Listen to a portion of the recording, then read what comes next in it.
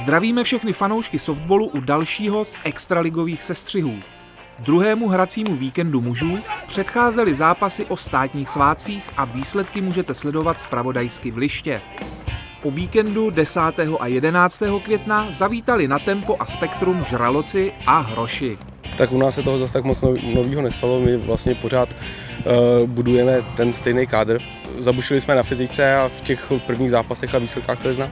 Oproti první sezóně vlastně přibyl Patrik Kopečný, ta naše posila z juniorského nároďáku z Ostravy, a jinak hrajeme víceméně se stejnýma lidmi, jako jsme hráli minulou sezónu. Ledenicím v prvním sobotním duelu s Tempem nevyšel závěr zápasu. První zápas byl určitě vyrovnaný, 6-5, to bylo 1-1, Tempo nám dalo body v dohrávce 6. směny na 4-1, to byla škoda, věřili jsme určitě, ten zápas můžeme vyhrát. Druhé utkání bylo v režii domácích již od první směny. Tempo do nás zatlačilo hned od začátku, vedli vlastně 3-0 a pro nás bylo jako složitý dotahovat, protože za Tempo házel Jirka Brabec a to je určitě kvalitní nadhazovač.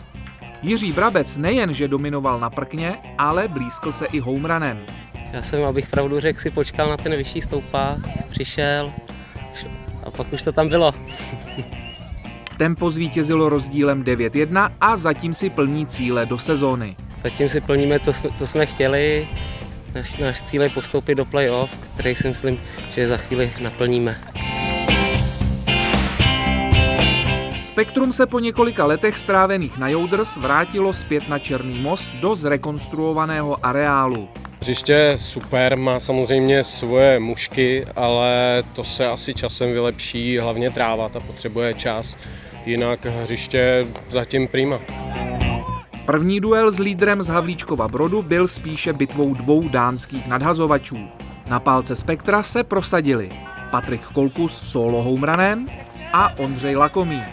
2-3 obsazená, úkol stáhnout body nebo se dostat aspoň na metu, pokud možno bez autů, což se povedlo. Pravda, na 2 strajky trošku se štěstím, ale tomu je potřeba trošku jít naproti. Čekali jsme, že budeme pálit, že budou hity, budeme běhat po metách a to se dneska nepodařilo.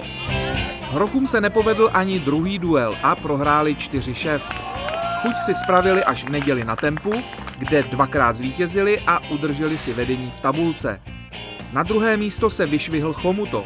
Třetí je Spektrum, které však má k dobru zápasy s juniory. To je na metách vše, brzy na viděnou a fanděte softballu.